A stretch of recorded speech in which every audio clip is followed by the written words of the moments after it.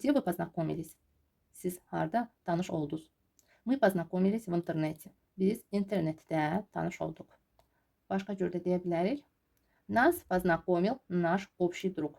Общий друг, siz bilirsiniz, ortaq dostdur. Deməli, bizi ortaq dostumuz, artıq bizim, biz demirik, tərcümə etmirik. Çünki dostumuz deyəndə, orada şəkilçidə artıq bizim nəzərdə tutulur.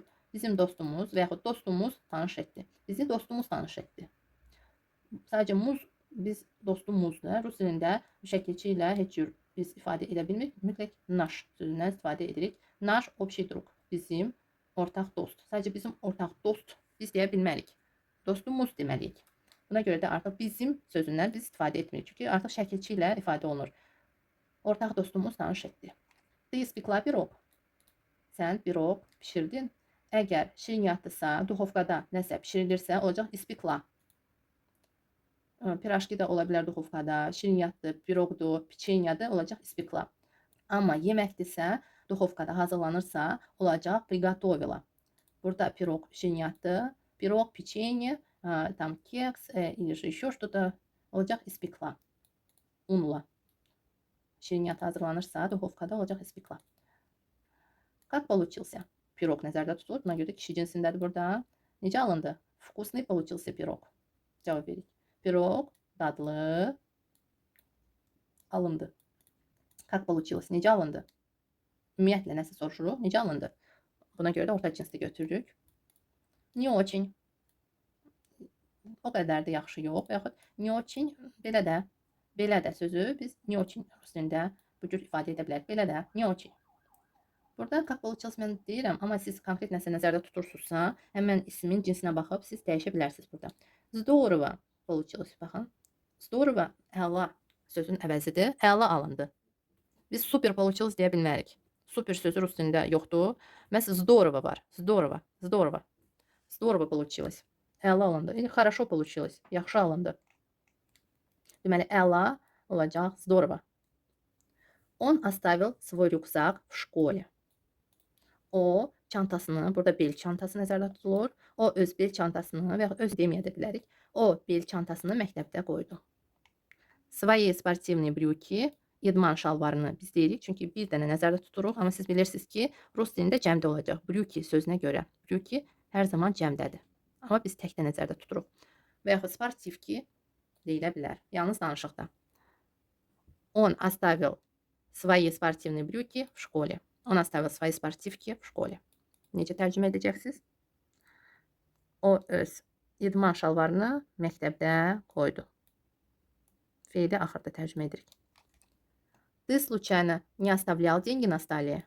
Sən təsadüfən masada və yaxud masanın üzərində pul qoymamısan? Не оставлял, qoymamısan? Да, оставил.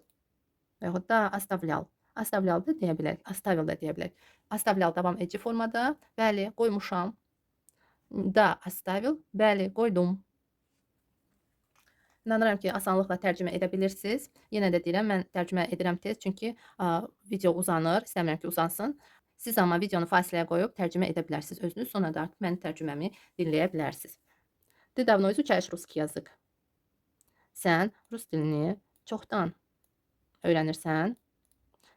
Siz bilirsiniz ki, dili yeni öyrəndiyiniz halda изучаешь biz feilindən istifadə edəcəyik. Учишь yox, изучаешь. Нет, я начал изучать русский язык недавно. Недавно biraz əvvəl. Yox, mən rus dilini biraz əvvəl öyrənməyə başladım. Когда мы начали пить чай, в дверь кто-то постучал. Burada iki hərəkət baş verdi. Görürsünüz? Eyni anda baş verib, yenə də biz birinci hissəni tərcümə edəcəyik, sonra ikinci hissəni. Когда sözü var, buna görə də biz bu cümləni, görürsünüz? Düzdür, bütöv cümlədir. İki hissəli cümlədir sadəcə.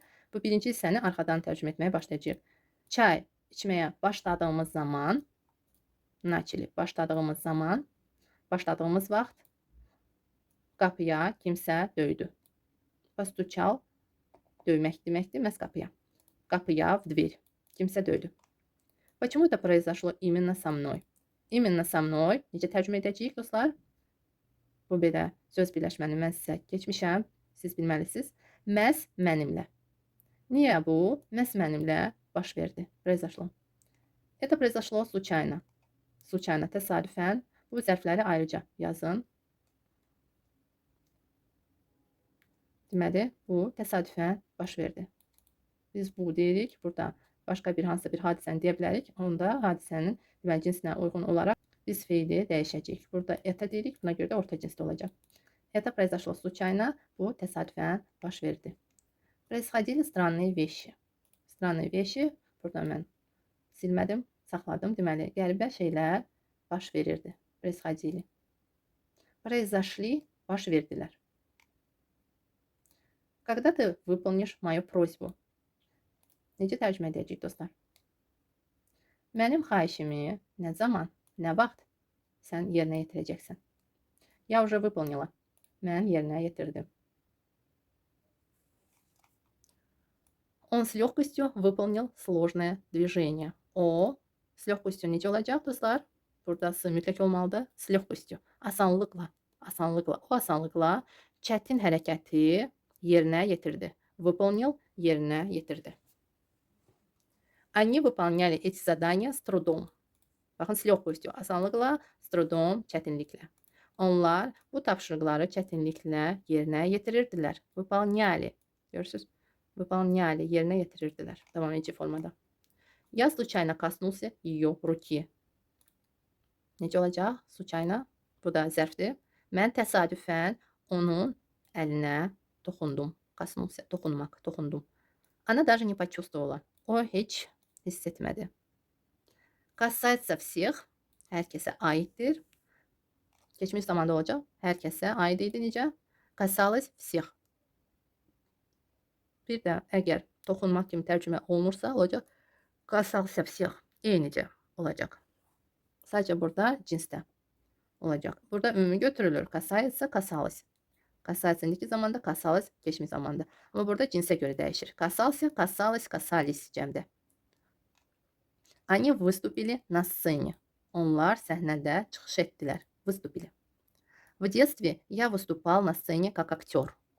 Necə tərcümə edəcəksiniz dostlar? Fasiləyə qoyun videonu və çalışın özünüz tərcümə edəsiniz. Uşaqlıqda mən səhnədə aktyor kimi çıxış edirdim. Vыступал. Davam edici formada. Как aktyor, aktyor kimi. Kimsə kimi dedikdə o kimi olacaq как. Burada amma baxın isimlə bağlıdır burada. Bu mütləq birlikdə olmalıdır. Anam kimi, как mama. Atam kimi, как papa. Nənəm kimi, как babuşka. Dostum kimi, как друг. Və s. Əgər kimsə kimi nəsə etmək istəyirsə və yaxud edirsinizsə, deyirsinizsə, danışırsınızsa, hər hansı bir hərəkət edirsinizsə, olacaq mütləq как və sonra isim. Və isim olduğu kimi qalır. Как mama. Mama olduğu kimi qalır. Как papa. Babuşka. Как друг. Görürsünüz?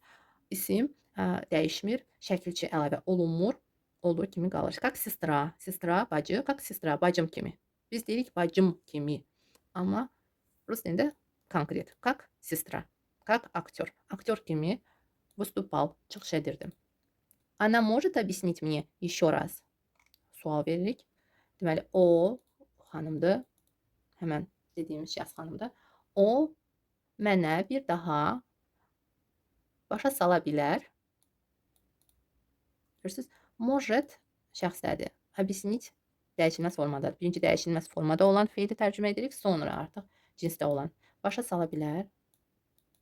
Она уже тебе объяснила. O artıq səni başa saldı. О чем ты с ним говорила? Necə tərcümə edəcəksiniz? Biz bilirik. О чем, о ком. Deməli, о чем nə haqda, о ком kim haqda. Və əlbəttə ki, bu belə bir sual sözüdür. O чем nə haqda sən onunla danışırdın. Burada hər hansı bir cavab ola bilər. Nəsə haqda dedikdə biz deyirik artıq ya разговаривала или я говорила о ком-то или о чем-то. Amma burada baxın sadəcə cavab veririk. Я объясняла ему, как можно пройти в stорону метро. Baxın, uzun cümlədir və burada vergül var. Vergüldən sonra как sözü var. Və siz bilirsiniz ki, əgər belə bir sözlər uzun cümləni bölürsə, bu zaman biz arxadan önə tərcümə etməyə başlayacağıq. Deməli, Metro tərəfə, stornu metro. Metro tərəfə necə keçmək olduğunu mən ona başa salırdım. Davam edici formada объясняла. Bir müddət dayanıb başa salırdım. Prойти keçmək, пойти getmək. Burada mən sizə yazdım, sadəcə siz biləsiniz. Cüzi bir fərq var, görürsünüz. Prойти, пойти. Prойти keçmək, пойти getmək. R burada var, burada amma yoxdur.